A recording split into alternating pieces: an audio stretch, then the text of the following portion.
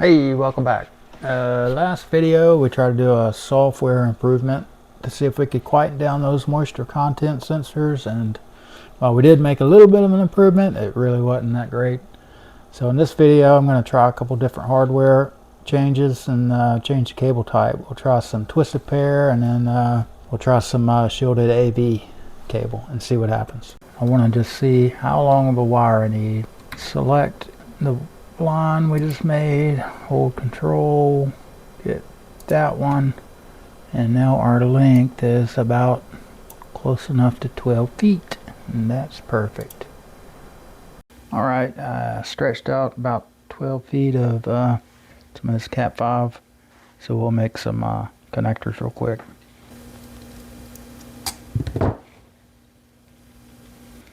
Now for the next one,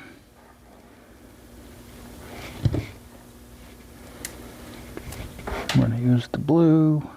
I'm going to use these little Chinesium connectors along with the Chinesium crimper. The trick to these Chinese crimpers,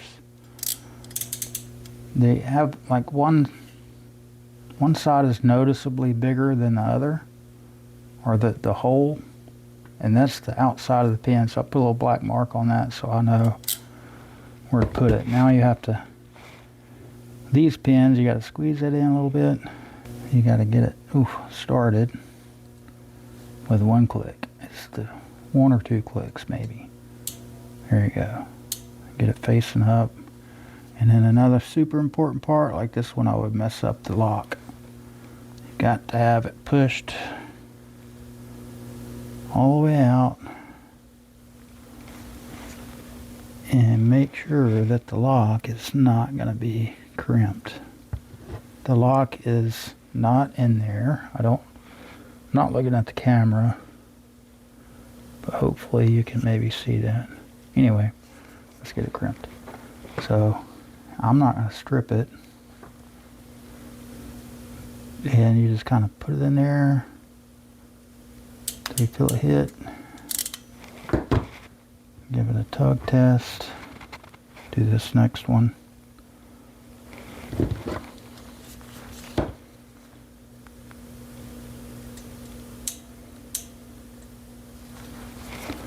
Make sure the lock's not going to be crimped. I can see it's not. So we do this. Oop. Put that in there. Good to go. Now we will double check with a multimeter. White 0.7, blue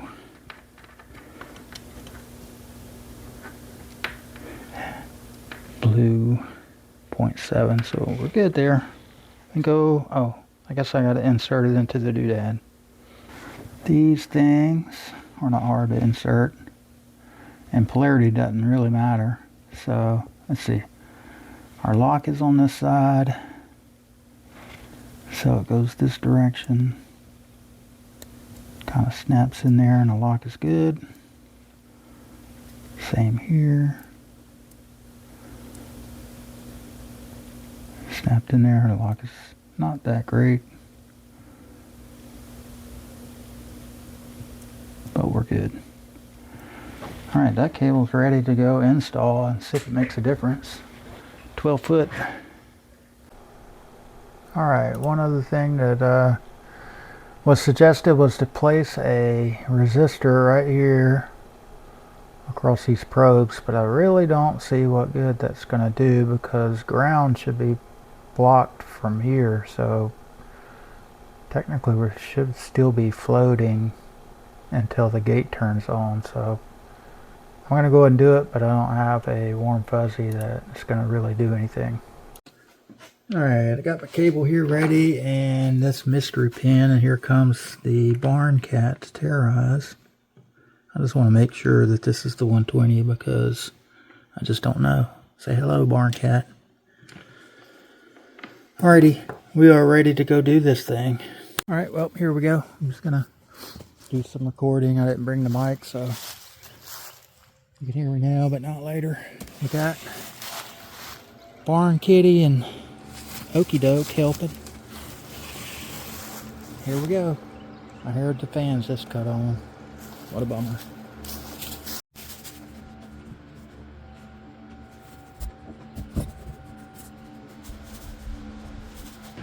Hey, fan shut off. Good. That wasn't that hard. Okay. Yeah. Almost trouble working somewhere.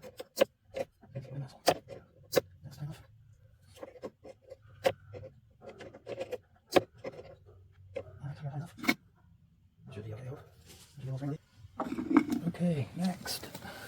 I'll go ahead and just put that resistor on there.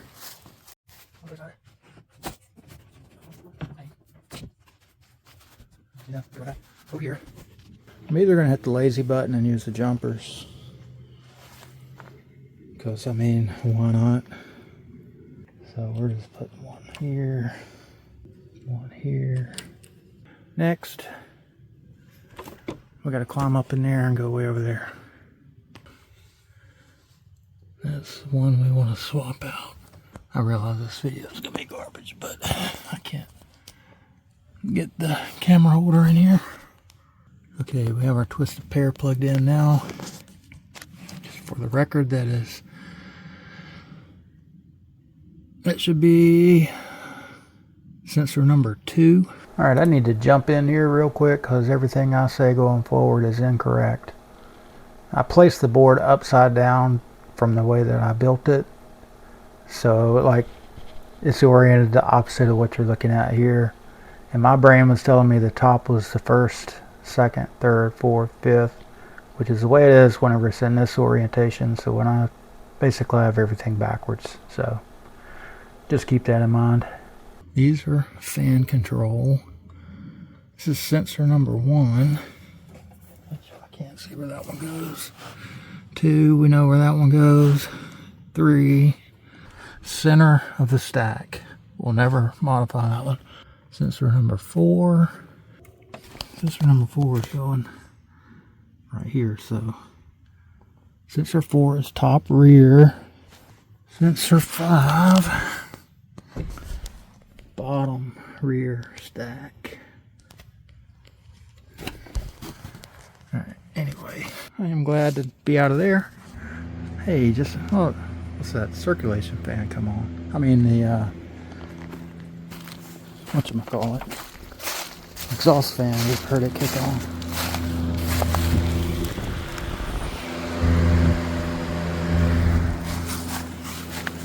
Wonder if this thing's getting wet at all. I need to make some 3D doodads for that. That's on the list of things to do. There we have it. Let's get all this put back together and go see what happened. Alright, run back inside, and first thing I'm going to do is speed up the sample rate so we can see a few more readings pretty quickly. And then I'll pop the chart up, take a quick look, see what we got. To me, what this tells me is there was more resistance in that CAT5 cable than this 2-conductor, and we're still noisy to me. So now I have a cable with more resistance and still just as noisy, is what it looks like. That's my theory. And the resistor down here, it's still noisy. So we're not making any progress here, really. Well, turns out the CAT5 was a complete fail. So now the last thing to really try is shielded twisted pair, which I don't have, but what I do have is a bunch of junk drawer AV cables. Let's just chop it off and see what's going on. We can make that work. Let's do that. I got ancient solder from 1,000,000 years ago. And that one, that already took, I think. And we're just gonna try not to be shaky, and we're got clipped in there nicely. Now this one, it felt good. Alright, this side's ready to plug in, and hopefully I can get that clipped on a good ground.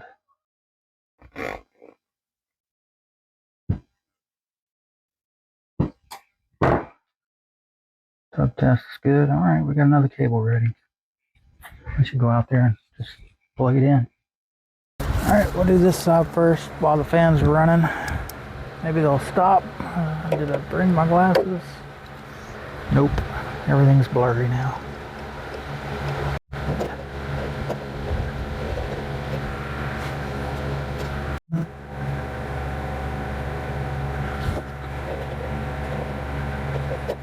Good enough.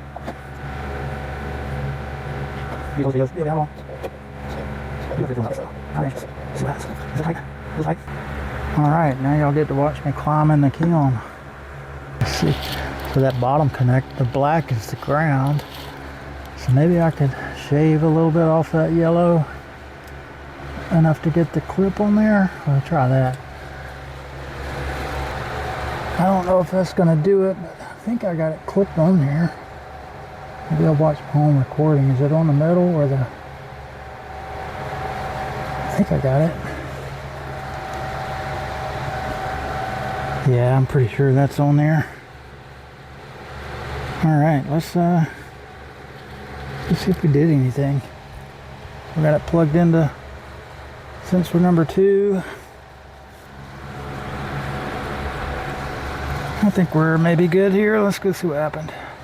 Rather than having you sit here and watch me realize the AV cable didn't really do any good, let's just jump to conclusions. At the end of the day, to me, it looks like the system and the cabling are just fine. We kind of proved that out early on with the standalone 120K resistor. It was relatively quiet, no problems. But when we put the 120K in parallel with the wood, the noise came back. So everything seems to be in relationship to connected to the wood. No matter what we do with cable types, we're not filtering out the noise. So maybe we're actually picking up fluctuations in how the wood dries. Has anybody ever logged wood drying? Who knows?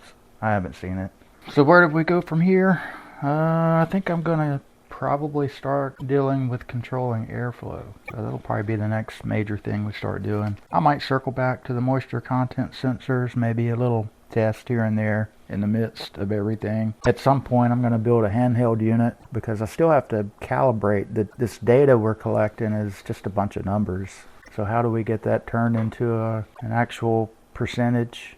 We have to do a calibration and correlate all that. And one of the big challenges there is going to be the temperature fluctuation. So we're going to have to figure all that out as well. We got a lot on our plate, but we'll just keep picking at it and make progress. Tune in next time to see what I got going on.